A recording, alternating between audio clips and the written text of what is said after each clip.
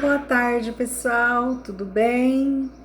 Vamos para a nossa aula de terça-feira, dia 17 de novembro de 2020. Hora da atividade. Pessoal, nós continuamos aqui, com a apostila objetivo 4, né? Quarto bimestre. Hoje, português bem pouquinho, tá? A gente vai falar sobre segmentação de palavras. O que é isso? O que é um segmento? Aquilo que vem um atrás do outro. Então, as palavrinhas, nessa segmentação, será que elas são todas emendadinhas? Será que elas são juntinhas? Quando vocês falam assim para mim, é junto ou é separado? Professora, é uma palavra só? São duas? Então, a gente vai fazer um exercício hoje para ajudar nisso, tá bom? Então, vamos lá ver na página 339 da apostila. Aqui, ó. Lembrando de colocar a data, né? 17/11/2020. Então, aqui, ó, no texto a seguir, as palavras em destaque, essas palavrinhas que estão pintadinhas de amarelo, não foram separadas corretamente. Faça a correção de cada uma delas observando a correspondência numérica. Então, olha só. Deixa eu aumentar aqui. Tá vendo isso aqui, ó? De olho no mundo.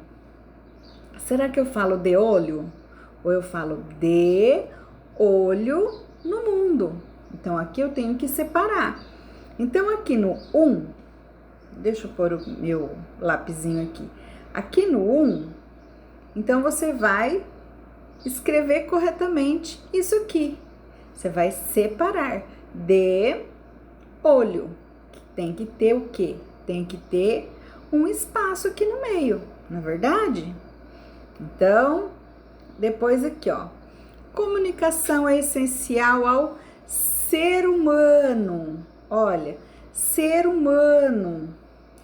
Eu digo tudo junto, ser humano. Quando a gente fala, as palavras elas vão saindo assim, mas na hora de escrever, eu tenho que separar.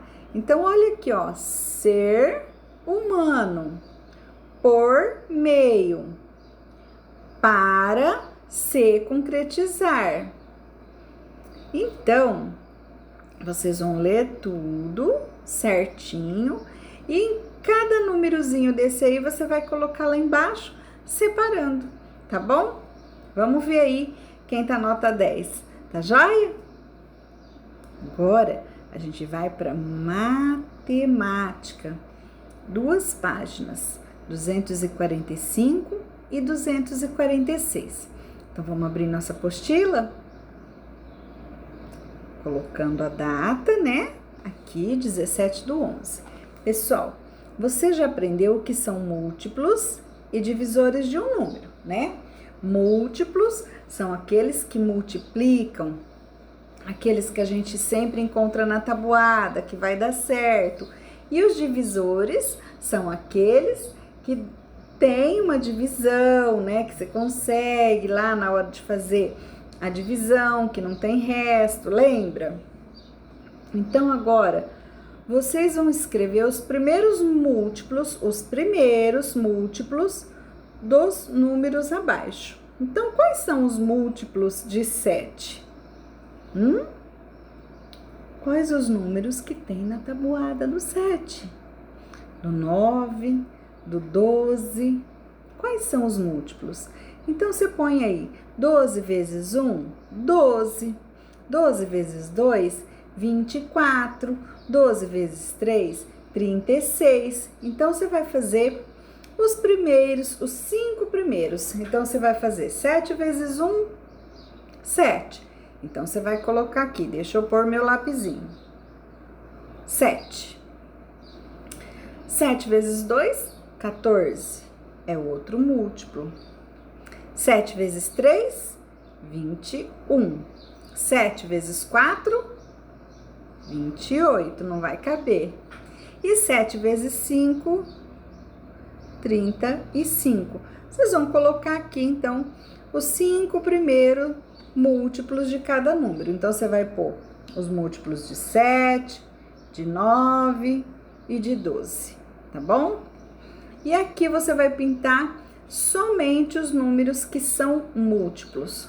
Como que eu vou saber se ele é múltiplo? Faz o inverso. Ó, tem 36 na tabuada do 6? Tem. Tem 48?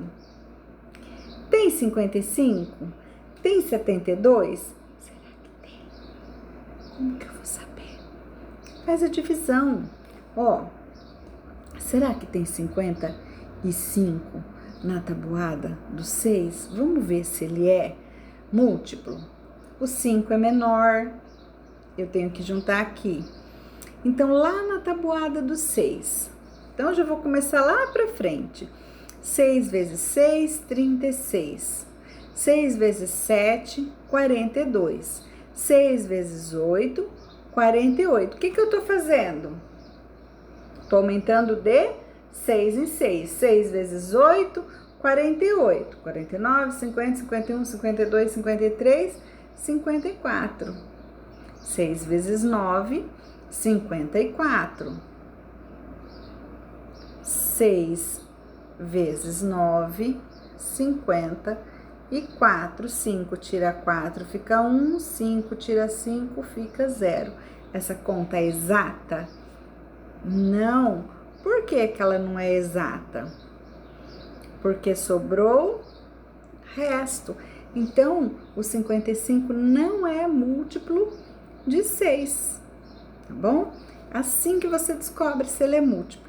Isso você vai fazer com o 13, com o 15 e com o 18. Vamos lá ver a próxima. Escreva nas fichas os números corretos de acordo com os seus divisores. Então, quais são os divisores de 18? Quais são os divisores de 24? Vocês vão lá na atividade de ontem e olha que eu deixei lá o que é divisor, dividendo, quociente, para você descobrir qual é esse aí. Em um jogo para 2 ou mais pessoas, são distribuídas igualmente entre os participantes 24 fichas vermelhas e 40 fichas amarelas, e nenhuma ficha pode sobrar. Esse jogo pode ser disputado por 3 participarem?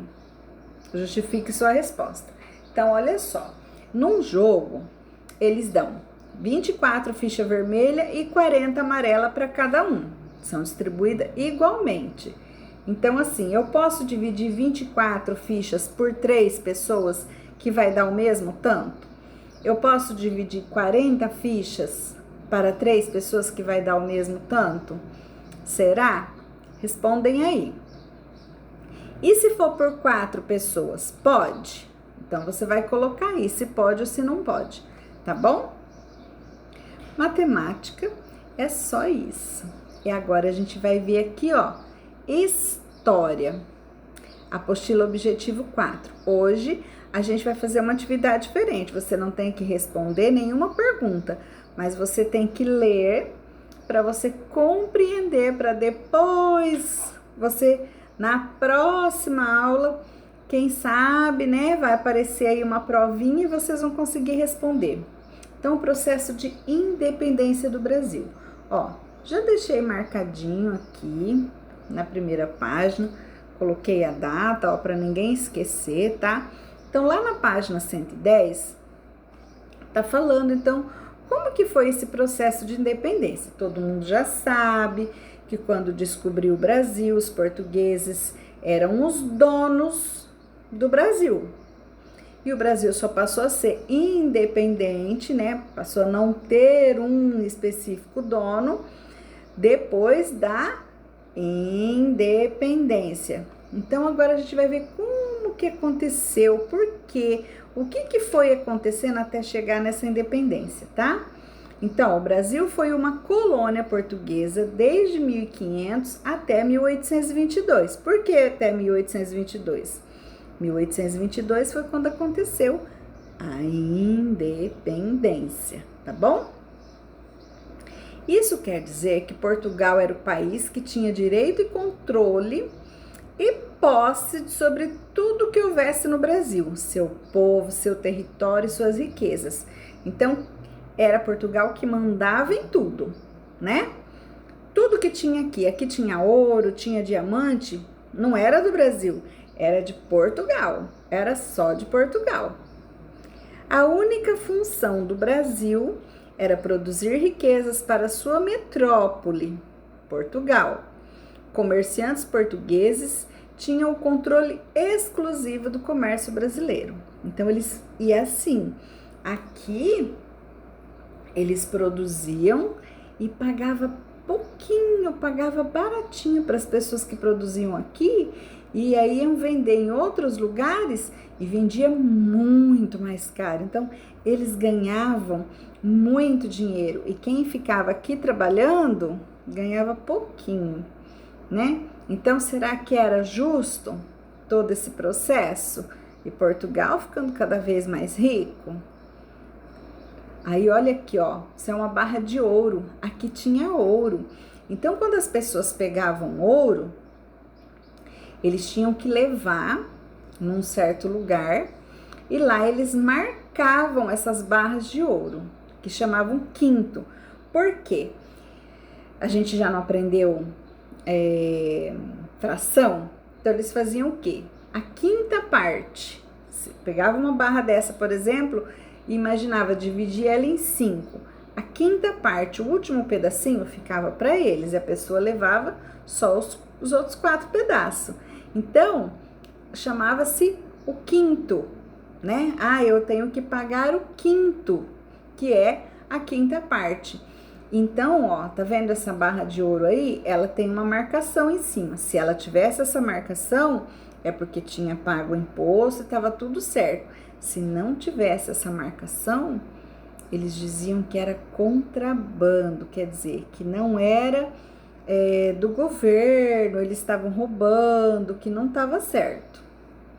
Então, olha só, Portugal sempre lucrava com o que era produzido no Brasil. Os comerciantes portugueses que viviam no Brasil tinham muitos privilégios e muitos ganhos com o comércio. No entanto, para fazendeiros e pessoas envolvidas com mineração, bem como para os pequenos comerciantes brasileiros, a situação não era boa. Por quê? Porque eles trabalhavam muito. As pessoas vinham aqui, né, os comerciantes, pagavam pouquinho, eles tinham que trabalhar muito, ganhar pouquinho. E os comerciantes é que ganhavam muito, sem trabalhar pesado, né? Bom, acontece que mais ou menos em 1801 até 1900, os países um queriam mandar no outro, né? E aí começou que a Europa estava passando por diversos conflitos e crises. O que é a Europa? Onde fica Portugal, Espanha, a França. Então, tudo isso faz parte da Europa. E eles estavam um querendo mandar no outro. E aí começaram a pressionar Portugal. Portugal ia ficar do lado de quem? Bom, o que acontece? Portugal tinha muitos negócios com a Inglaterra e resolveu apoiar a Inglaterra. Com isso, a França, né, o país lá, o rei da França, ficou muito bravo e resolveu tomar Portugal. Ia lá tomar, ia vencer, né? Ia ser aquela luta de exércitos. Aí o rei fez o quê? Juntou a trouxa dele, a malinha, a família, os empregados, os parentes, todo mundo. E ó, foi pro Brasil. Acho que tinha mais ou menos, ó, tá falando aqui, vieram pro Brasil mais ou menos 15 mil pessoas. Então, imagina quantos barcos. Quando a Inglaterra chegou lá em Portugal, o país já estava pobre, não tinha ninguém, né? Para eles, acabou perdendo um pouco o valor. E aí, quando o rei, chamava Dom João, veio para o Brasil, aí a coisa começou mudar, porque eles queriam ter todo aquele conforto, aquelas regalias que eles tinham lá em Portugal, eles queriam ter isso aqui também. Então, olha só, teve algumas melhorias no Brasil por conta disso, porque eles vieram para o Rio de Janeiro. Então, lá passou a ser a capital, né, a sede do Brasil, porque eles ainda não tinham explorado o Brasil inteirinho, tá?